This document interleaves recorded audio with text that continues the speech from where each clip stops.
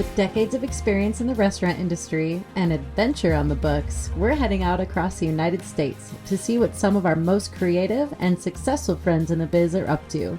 We're Amy and Courtney Wright, and we plan to cook, eat, chat, and get into some adventure outside the kitchen to see how our fellow chefs are staying inspired. Join us as we step off the line.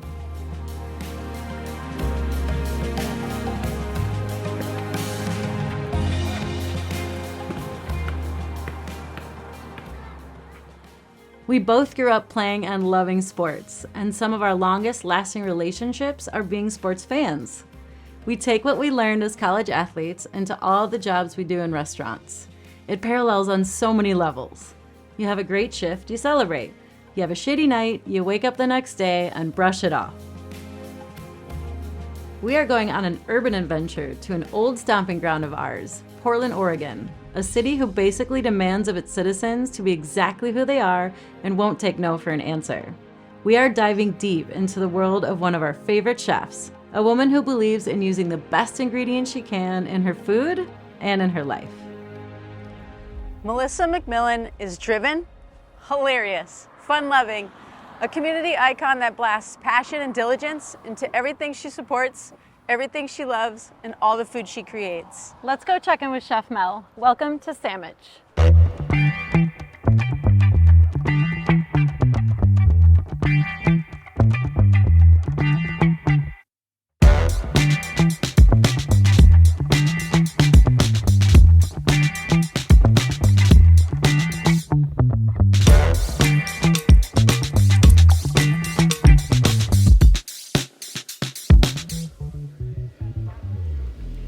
I was born in Houston, Texas.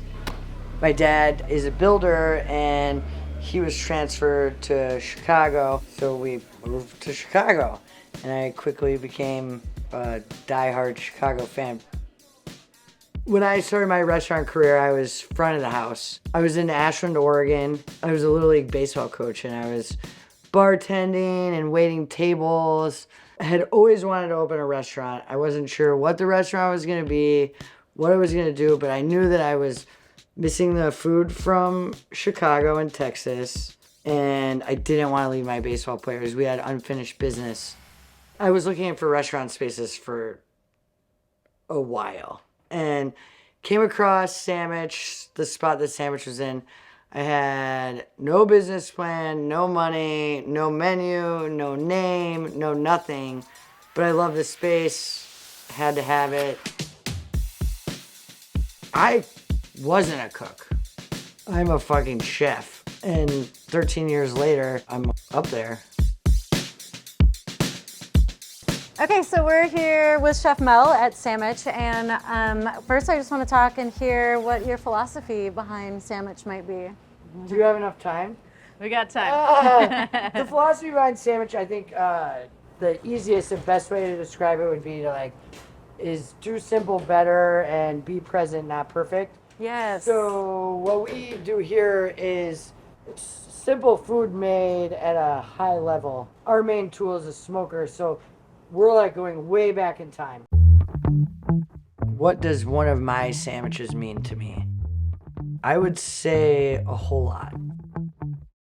It's Midwest, it's working class, it's blue collar, and it's literally all done old school, and there's no shortcuts taken. It's super intentional. You're supposed to have the same bite all the way through. When I was a kid, I used to go to this place called Swiss Colony with my dad, and it would be after I mowed the lawn, or we put up the Christmas lights, or we did a chore or whatever, he would take me there and I would get a turkey and a Vardy on wheat every time. And it was my favorite thing. And just being able to provide that experience for families, I know I'm a tradition.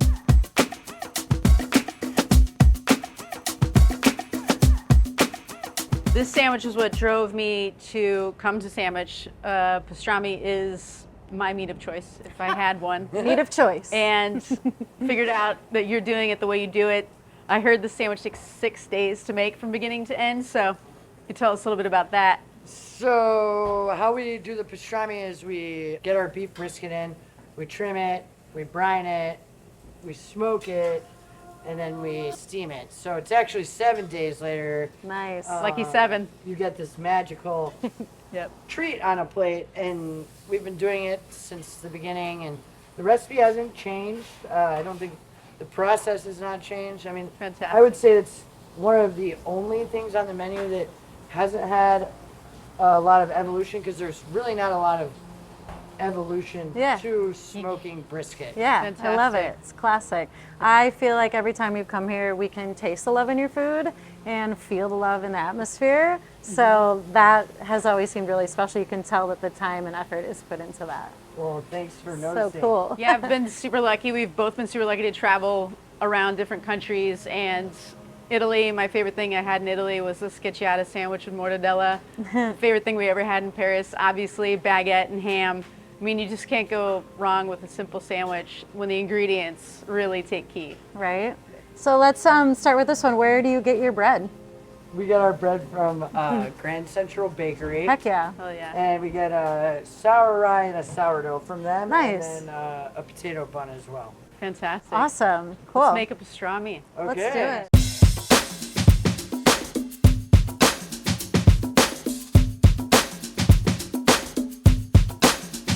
Coming in hot, watch yourself. Heard.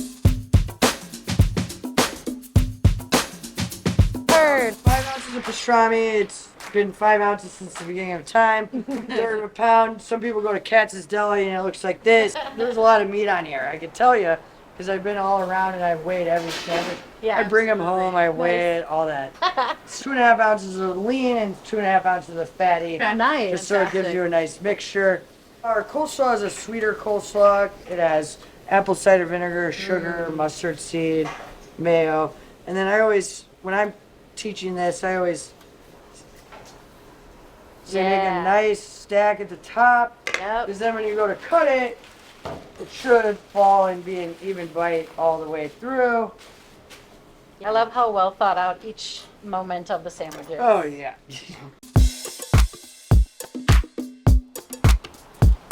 Golden goose, I would say. Pastrami zombie.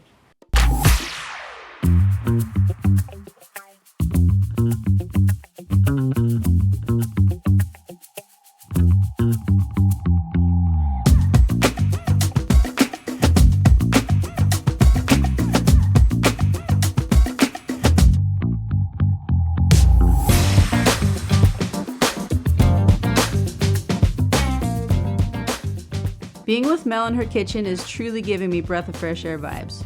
She's having fun, enjoying the work. She packs her ego away, steps to the plate, and puts all the love she has into Sammich, where the goal is to respect each other and put out the best food they can.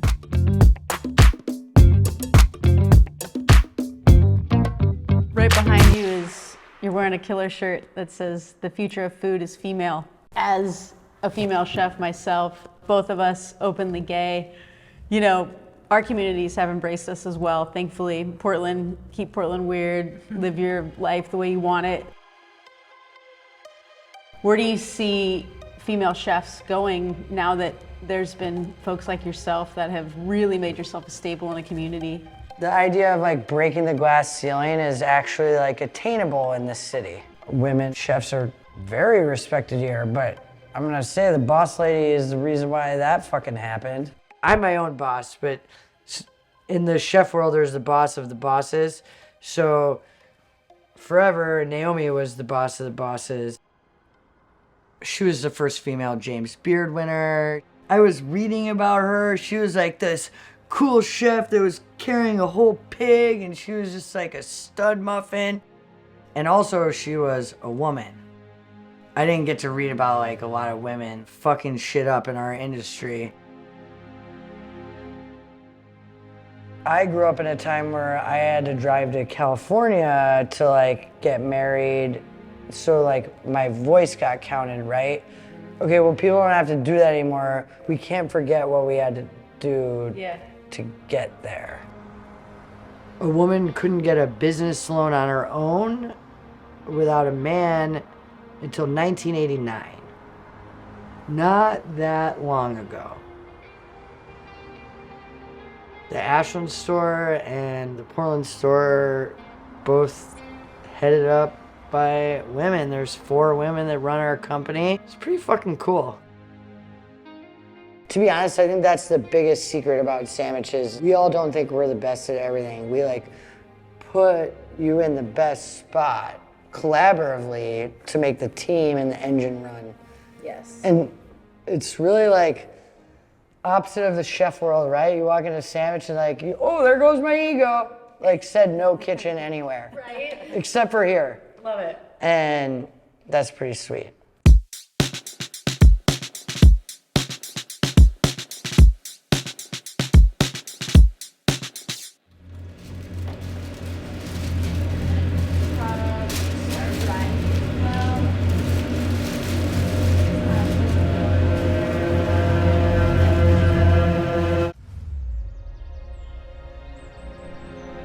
Doing something active that requires hand-eye coordination, attention to detail, and the cardio helps us get away from our never-ending to-do list. You can't think of anything else. Basketball at this point in our lives is pretty simple. Put the ball in the hoop, dribble, post up, laugh, and giggle. You're in the moment, building up your body and easing the daily stresses in your mind, and bonus points if you're sore the next day. Sports and my mental health, I don't think I actually understood it until I started going to therapy. And my therapist asked me, like, how do you self-soothe? And quite honestly, I don't even know what that meant. Then, you start breaking stuff down and processing. And at the end of the day, there's rules. There's boundaries.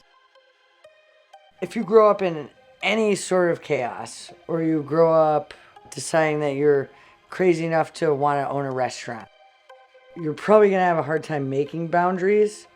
And so the idea that you could go out to the tennis court or the basketball court or the baseball field, like, nobody can change that there's 3 strikes or 4 balls. It's safe.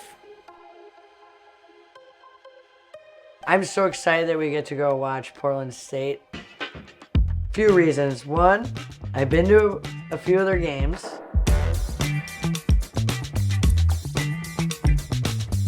Two, the head coach I've been feeding since Sammich opened in 2013. Their stud muffin might be from Chicago.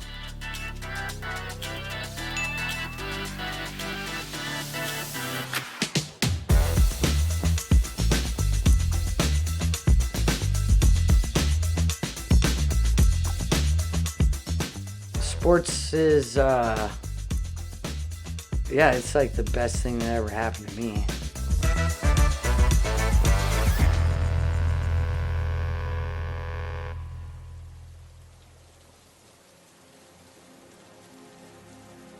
We enjoy cooking for people we love. Cooking at home for family and friends is therapeutic. It is a time when we can be creative, play with recipes that we hold dear to us, that we aim to share. Growing up, food was always a positive moment. Even when life was busy or stressful, my mom would take the time to make the dishes that made us happy. It felt like a treat. By feeding people the food you learned as a young person, you get a glimpse of where our love of food comes from. Tonight, I made you guys what I would make with my dad when I was a kid. We grew up in Chicago and we would eat a lot of steaks and a lot of spaghetti. And in the 90s, flank steak was the poor people food. He used to get a flank steak and put wishbone dressing on it, let it sit for like an hour or two. Always a baked potato, and then some sort of vegetable or a salad. And when my dad would make it, he would always barbecue it. He would probably make fun of me today that I used a gas grill, but I don't think he would too, because he knows that I use a smoker at work. I think he knows that I'm respecting the fire.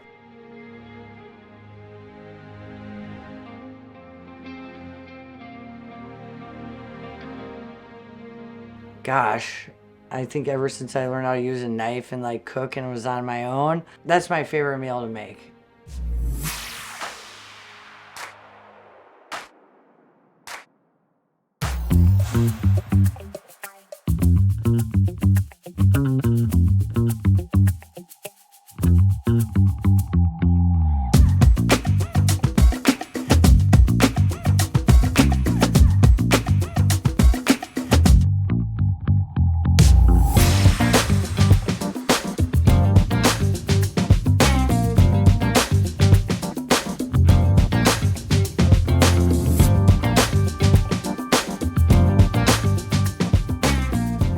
When I moved to Portland, I was missing something.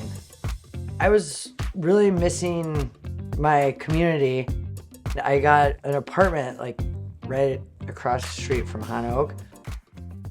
Peter makes the best dumplings and the best fried chicken wings. And I went there like a lot. Restaurants, if you're lucky, they're about family. Han Oak, the first restaurant of her dear friend and Portland tour de force chef, Peter Cho, also described by Mel as the new boss of the bosses. It makes all the sense in the world that dining out for chefs is inspiring and essentially a way to decompress, a time to sit back, talk shop, get spoiled a bit, and treat yourself. The thread of meat has followed us here tonight, as we were absolutely lucky to have Wagyu cooked for us tableside by Peter himself. As fellow chefs, we understand how special this moment was. We take extra good care of the people who are near and dear to us when they come into our restaurants. Thank you, Chef.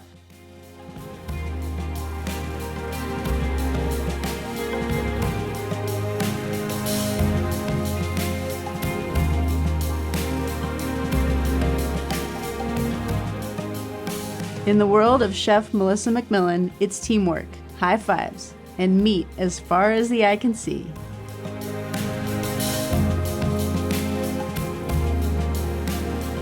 With each chef we meet, we are discovering new ways to find balance and happiness. The journey never ends.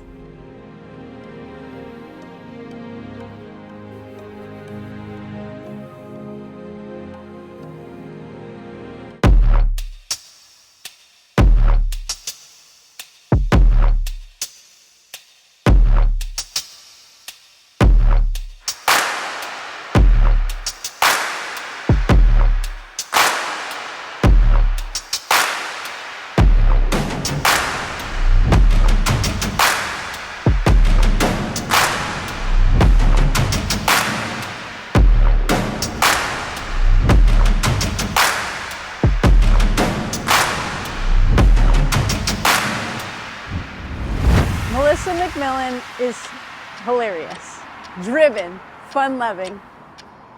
Oh, I missed it.